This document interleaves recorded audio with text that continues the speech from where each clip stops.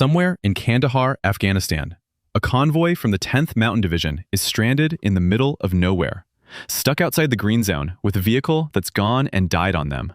A sapper patrol rolls up to assist. A combat engineer climbs out and immediately wants to know which fucking moron is responsible for this clusterfuck. The convoy leader steps forward, ready to throw hands, until the two men lock eyes and burst out laughing. They're brothers, same tattoo and everything. DFQ. Don't fucking quit. The engineer gets to work fixing the broken truck and explain his brother the law of thermodynamics. Energy can't be created or destroyed. It has to go somewhere. When fill the radiator with stop leak, you block the vents. Heat can't escape. Pressure builds and the whole thing blows. His brother, of course, is the one who used the stop leak, and he quietly tells Tommy to hide the evidence. But underneath the banter, there's frustration. His brother didn't sign up to drive a go-kart around the desert, waiting for it to break down every 5 minutes. He wants to be on the front lines. He wants to go to RASP, the Ranger Assessment Selection Program. His brother thinks he's too old, says Rangers are hardcore, and isn't sure this is the right move. But the engineer reminds him of a promise they made when they were 18, that they'd do it together. He paints the picture. The two of them earning their Ranger scrolls, first boots on the ground, Blackhawks on the tarmac. It lands. His brother agrees. They're both in. They shake on it. Always. Just as the engineer finishes up and starts heading back, the world explodes around them. Taliban hit the convoy with heavy fire. He sprints toward his brother, and a mortar blast throws him off his feet. When he regains consciousness, his right leg is wrecked. He can barely walk. He looks around, bodies everywhere, but his brother is still breathing. 2 years later, he's on a bus headed to the Ranger training base in Colorado. At induction, the Cadre strips every candidate of their identity. No names, no phones, no personal items, just a number.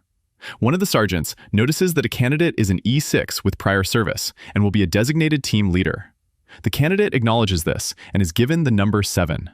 The Cadre pulls his file and reads it aloud without flinching. Applied 4 times, medically denied each time due to his leg injury. He's just barely made the age cutoff. This is it, his final chance. Because of his experience, they offer him the team leader role. He declines. He's given number 81. First Sergeant Torres addresses the formation. He tells them what it means to be a Ranger. The tip of the spear, first on the ground. The unit the nation depends on when everything else fails. These candidates are about to endure 8 weeks of the hardest training in the world. Those who survive to the end will face a 24-hour simulated mission called the Death March. Complete it, cross the finish line, and earn the Tan Beret, the Ranger Scroll, the most storied regiment in the United States Army. Training begins. Every week, the ones who aren't built for it get sent home. The remaining weeks are brutal. Endless drills, ruck marches, crawling through mud, pushing every limit. Only 4 weeks remain. During one of the marches, number 15 tells anyone who'll listen that making it into the regiment means getting access to classified secrets. Aliens, Area 51, the real story behind the moon landing. The other candidates ignore him. 81 is a machine. He sets the pace, outlasts everyone, and draws zero attention to himself. By choice. He keeps to himself, bonds with no one. During a target shooting exercise, the sergeant asks if anyone's been deployed. Hands go up. Number 109 says, Basic AIT, Airborne, Honor Grad, top of his class. The sergeant cuts him off. He asked about deployments, not potty training. Then he looks at 81, who also raised his hand. 81 answers plainly, 12 Bravo, combat engineer, supporting the 3rd Brigade, 10th Mountain Division. The Spartans. A silence falls over the group. Everyone knows what happened to the Spartans. At dinner that night, number 15 asks number 44 what 81's deal is. She explains quietly. His team was helping a stranded convoy when the Taliban hit them. Number 60 adds that 81 also received a Silver Star. 15 can barely believe it. 44 fills in the rest. After the attack, 81 carried his brother, the only other survivor, all the way back toward base. On a TV in the background, a news reporter mentions that NASA has detected an interstellar object originating from outside the solar system. It's expected to pass near Earth. Nothing to worry about, they say. 15 turns to 81 directly and asks if he really got the silver star. Number 7 shuts it down. Mind your own business. 2 weeks remain. During a training drill, the sergeant goes around and asks the one question that matters. Why are you here? Most candidates give some version of the same answer: to join the best fighting force in the world. When it gets to 81, his answer is different. He just wants to cross the finish line. That night, 7 catches 81, quietly taking PTSD medication. After a grueling hill climb, 7 says to him, DFQ, don't fucking quit, right? 81 asks how he knew. 7 says, lucky guess. Week 6, abseiling. Candidates rappelling down sheer cliff faces on rope. More eliminations. One night, 81 wakes up from a nightmare. Flashes of Kandahar, the fire, his brother's face. He barely has time to breathe when the sergeant storms in to announce the final week, the hardest of all. During an underwater endurance exercise, candidates are required to walk along the pool floor carrying weights. One by one, they surface. 81 doesn't. He keeps going, pushing through the pain, his mind locked on a single image, carrying his brother to the base, step after step. He keeps going until he blacks out. They pull him out. Sheridan watches him. He tells First Sergeant Torres that 81 is a liability and asks Torres to bring him in. While waiting outside the office, 81 catches a news update. NASA now says the object they detected last month isn't a single asteroid. It's a cluster of smaller fragments. Inside, Sheridan makes his position clear. It would be best for everyone if 81 retired, effective immediately. 81 furiously asks on what grounds. He hasn't failed a single exercise. Torres steps in. It's not his physical capability that's in question. It's what's going on inside his head. The Cadre have reported that he isn't sleeping. Peer reviews say he's not connecting with anyone. He's turned down every leadership opportunity, and that's not the kind of ranger they're looking for. Sheridan adds that most people in 81's position would have taken time off after what happened in Kandahar. 81 didn't even take therapy. The day after his discharge from the hospital, he applied for RASP, and he's applied every year since. Sheridan asks why. 81 gives the same answer as before. He just wants to cross the finish line. Torres looks at him. He says that the finish line is just the beginning of something. Sheridan places a withdrawal slip on the desk. He tells 81 that they can remove him from the program at any time, but if they do, he won't be allowed to return. He reminds him, he's an engineer. He understands better than anyone that even a machine has its limits. 81 pushes the slip back. The final eliminations happen. 81 survives. The remaining candidates are told to prepare for the death march. Torres briefs them on the mission. A classified aircraft has gone down behind enemy lines. 2 helicopters will insert them into the territory.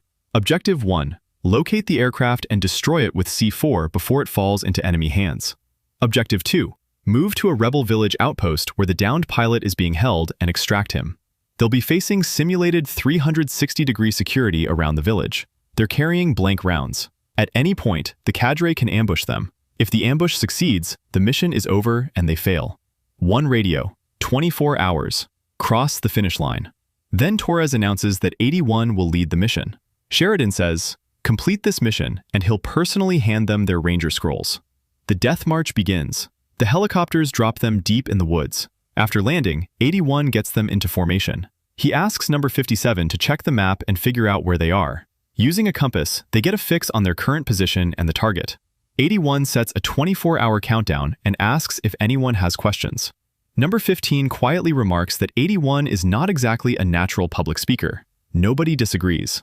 They move out, climbing as the sun goes down. 81 calls a 20-minute rest. He stays up to keep watch while the others sleep. Number 7 tries to make small talk. 81 shuts it down. Not right now. Then, without warning, artillery fire rips overhead. The candidates scramble, convinced the Cadre has spotted them sleeping and is calling in a simulated strike. They move out immediately. By morning, they reach the target coordinates. The aircraft is there, and it looks seriously modified. They expect the Cadre to ambush them near the river crossing. 57 flags something off. The target is displaced by at least 100 meters from where it should be. His compass has also been acting erratic. The radio is down too. 81 splits the team. 1 group to plant the C4 on the aircraft, 1 upstream, 1 downstream, both to hold security and watch for the Cadre's ambush. While the demolition team moves in, 81 notices something shining in the trees. He signals 7 that he's going on recon and moves toward it. Back at the aircraft, the C4 is set and detonated. 81 discovers a second aircraft, the real target. But before he can call it in, the explosion goes off behind him. He runs back. When the smoke clears, the aircraft is completely undamaged, not even a dent. Then it begins to rise. It unfolds, stands upright, mechanical and enormous, like something out of a nightmare. A war machine. It sweeps the area with a blue scanning light. Every soldier it locks onto gets marked in red. Then it opens fire. The kills are fast and brutal. Number 7 runs for his life. 81 reaches the clearing just in time to knock number 44 out of the machine's line of fire. They run hard into the woods and reach a cliff edge. The machine can't get a clean shot through the terrain, so it switches tactics. It launches a high-tech circular explosive. The blast sends everyone over the edge. They fall down. At the bottom, the damage is severe. 57 has fallen directly onto a sharpened wooden stake. It goes straight through him. 81 gets to him first. Number 7's leg is badly broken. 81 moves him into the shadow of the mountainside. Number 60 was blown into the river. Everyone assumes he's gone. Just a handful of them are left, hurt and scattered. They need communications. Without a radio, they're invisible. 81 volunteers to climb back up the cliff and recover it. At the top, he finds the bodies of his teammates one by one. He reaches the radio operator, but the radio is already gone. Then he watches the machine execute an injured soldier where he lies. Back down below, 57 takes his last breath. They couldn't save him. 81 returns and tells the group to move. The machine is actively hunting them. When they ask about the others and the radio, 81 tells them straight. Everyone up there is gone. So is the radio. They tie off ropes and descend further. 7 needs help on the way down, so 81 goes first, and number 96 stays at the top to lower 7. Once 81 is set, 96 begins sending 7 down slowly. 81 notices the compass spinning again. The machine crests the ridge above. It scans 96 and terminates him in a single shot. 7 drops fast and slams into the ground, his leg injury made much worse. Half body of 96 falls down after him. Nobody speaks. The machine moves to the cliff edge and begins scanning downward. 7's leg drifts into the scan path. They grab him and run. The machine launches a volley of bombs. Through sheer desperation and luck, they survive and reach the top of a nearby mountain. The others finally force 81 to stop. They sit down. They need a minute. 15 goes back to his theory. This has to be an R&D test. They were set up. They're guinea pigs. 81 ignores him and focuses on 7's leg. The morphine vials shattered in the fall from the cliff, so there's nothing to take the edge off. 81 sets the leg anyway, clean and fast. 7 screams once and passes out cold from the pain. They strap his leg and put him on a stretcher. 15 pushes harder. Why were they sent to the exact same location as that machine, armed with nothing but blank rounds? 81 cuts through it. They weren't sent to the same location. 57 flagged the discrepancy himself. Their coordinates were off because the machine emits a magnetic field that interferes with compasses in close proximity. They were pulled off course without knowing it.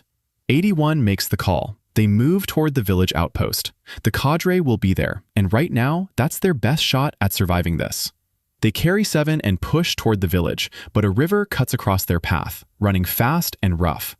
81's plan: rig a zip line. Tie the ropes together, anchor both ends, and pull 7 across on his stretcher. 15 asks how they get the line across. 81 says he'll swim it himself.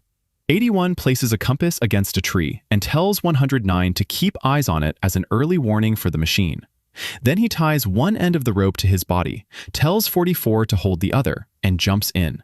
The current slams him, but he makes it across and secures his end. The crossing begins. 15 goes tandem with 7 on the stretcher. Halfway across, a knot in the rope catches. The stretcher locks up mid-line. 81 and 44 immediately jump on the rope from their side and start moving towards them to help. Back on the bank, 23 is holding the anchor alone as the load increases. He calls to 109 for help. 109 steps away from the compass. The compass starts spinning. The machine emerges from the tree line. It scans 23 and destroys him. The rope snaps.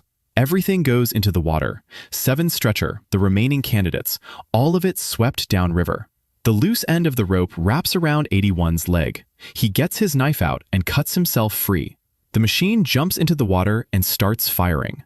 81 spots 7 drifting and swims hard after him and grabs him. The river hits a waterfall. Everyone falls. 81 surfaces face down. Number 60 drags him out of the water. 44 stares at 60, stunned. They thought he was dead. He explains, when the machine hit the first time, the blast threw him into the rapids. By the time he surfaced, he'd been swept so far downstream, he had no idea where he was. He started moving west and spotted the group coming down the falls.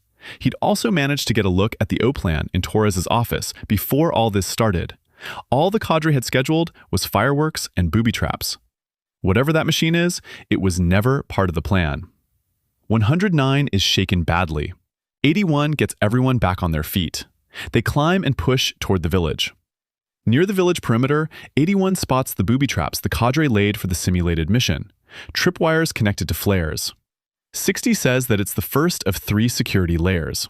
When they reach the village, it's in ruins, blown apart, no sign of life. 60 says the Cadre abandoned them. 44 finds the bodies of the soldiers and says quietly, they didn't leave. 81 works it out on the spot. The machine's entry point was to the west, at high elevation. It came in on a roughly 20-degree angle, smashed through the ridge, and embedded in the riverbank where they originally demoed the C4. That means it tore straight through the mountain and then walked back around to the river, which is where they first encountered it. The village was just in its path. 15 is shocked. The thing punched through a mountain, then just stood up and kept going. 60 puts it together. The asteroid NASA flagged on the news. That's what this is. It's not from here. They find one survivor, a soldier barely clinging to consciousness. He dies before they can do anything for him. 81 tells the group they need to get the ASV operational and moving. 15 tells him they need a minute. 81 says they don't have one. 15 snaps. People are dying all around them. Half the team is gone, and not everyone can just switch off like 81 can. He says not everyone is a Silver Star war hero. 81 grabs him by the collar and says he isn't a hero. He never made it back to base. When he woke up in the hospital, his brother was already dead. They told him he had passed out 100 yards from the perimeter, and his brother was still alive at that point. He gave out before he could get him across the line. And they gave him a medal for the worst day of his life. A beat of silence. Then 81 says he knows all are hurting, but it's not about them anymore. It's about getting 7 the help he needs. There's a truck here, there's a team still standing, and number 7 needs to get back to base. Everyone pitches in. They find a winch and drag the stuck truck free. 44 turns up a hidden stash of food. For the first time, 81 cracks a dry joke, and 15 actually laughs.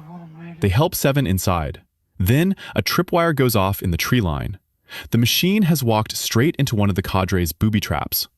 They move fast. 60 climbs up to the mounted 50 cal, then realizes it's dry, no ammo. 15 spots a crate nearby, grabs it, and runs.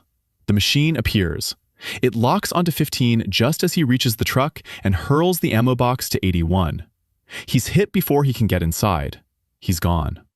44 throws the truck into reverse. 60 loads up and opens fire on the machine. No effect. The truck's armored plating is absorbing the machine's return fire, but they're moving backwards and too slow. The machine is closing the gap. 44 whips the truck around and floors it forward.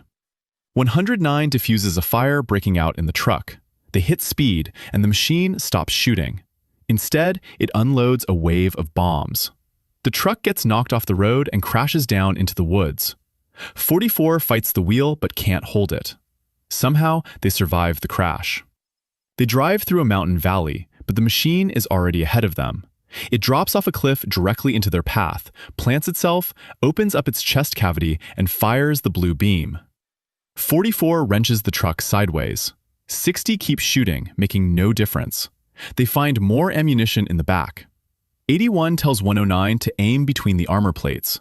109 shifts to the side window and starts firing, but 44 can't keep the truck steady enough. 109 loses his arm in the chaos. The blue beam hits the truck. It starts falling apart. 7's stretcher breaks loose. 81 catches it, but can't hold the weight. 81 picks up a rifle, aims at the mountainside above the machine, and fires. A rockfall buries it, but the truck isn't stopping. 81 looks around. Everyone inside is dead. The truck crashes. He regains consciousness. 44, 109, and 60 are gone. He moves toward the rocks and starts digging. He finds only a piece of the machine, and then he sees it. The machine is still active, sending a beam signal into the sky, calling a fleet. 81 finds 7 nearby. He's alive. A sound from the broken machine fragment causes the machine to stop. It starts scanning again. 81 starts dragging 7 through the rain, through the mud, stopping only when they have to. 7 breaks the silence. He says he knew 81's brother. That guy wouldn't shut up talking about becoming a ranger, always going on about doing it with his brother. 81 admits it quietly. He thought if he could just cross that line for him, maybe he'd finally be able to sleep. The machine is still out there, not quitting. 81 asks the question out loud. How the hell do you stop something like that? 7 asks what his brother would do. 81 thinks for a second. He'd probably fill it with stop leak. And then 81 sees it, the quarry he clocked hours earlier. He gets an idea. He puts 7 behind a tree and tells him to stay put. He makes his way into the quarry, into the equipment yard, and starts working. He finds a crane. He finds dynamite. He finds a flare gun. He finds a remote control panel for the stone crusher. Meanwhile, the machine is closing in on 7's position, scanning the dark. 81 fires the flare into the sky. The machine sees it and moves toward the quarry. It reaches the cliff edge, right where 81 planted the dynamite. He detonates it. The machine falls. 81 swings the crane out and begins ramming it against the stone wall, pinning it. He remotely activates the stone crusher. Gravel and rock start raining down onto the machine. But the machine isn't breathing. Its vents are sealed shut, and the debris just slipping off without getting in. It fires its thrusters and starts pushing back against the crane. Then it pauses to target 81. 81 hits it again with the crane, hard, forcing it all the way. This time, the impact makes it react. It takes a breath, vents open. The crusher stone pours straight in. The vents clog. Heat starts building inside. The machine fires at a nearby tower. It topples onto the crane. 81 jumps clear. Inside the machine, the heat becomes critical. It detonates from the inside out. But the bombs start falling near the fire. 81 runs. He barely clears the blast radius. The machine is dead. In the morning light, 81 is walking towards base with 7 on his shoulders. Torres and Sheridan are watching him come in. 81 crosses the finish line, with 7. Sheridan asks if there's anyone else. He also tells 81 what they're facing. They've lost half the battalion and only just secured the base. The machine 81 encountered was just part of the first wave. Now they're preparing for a global invasion. 81 sits down with a medic and watches the news. A reporter confirms it. 36 hours ago, what NASA believed to be an asteroid split apart in the atmosphere and distributed pods across the entire planet. Every pod transformed into a machine. They are attacking civilian populations and defense networks worldwide. Every nation is pooling its resources. Torres and Sheridan bring 81 in. Torres tells him plainly, nothing they've thrown at these machines is working. Sheridan asks how 81 managed to take one down with no weapons. 81 keeps it simple. Every machine has its limits. He explains that this machine has a ventilation system. Block it hard enough and the whole thing overheats and shuts down. You just have to make it breathe. Sheridan looks at him for a moment and says that 81's intel is going to save a lot of lives. He hands him the Ranger Scroll and welcomes him to the regiment. Then he asks 81 to say something to the troops. Morale is in the gutter, and everyone already knows what he did out there. Torres and Sheridan prepare the Rangers for their mission, clear civilians into safe zones, and start taking the fight to the machines. 81 stands up in front of them and gives the speech, and ends it with, Rangers lead the way. They run for the helicopters. 81 runs with them, a Ranger, finally.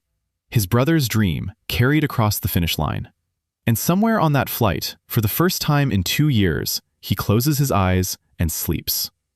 If you made it till the end, I humbly ask you to drop a comment with your thoughts on the movie, hit the like button, and subscribe for more. Every single subscriber means a lot to us.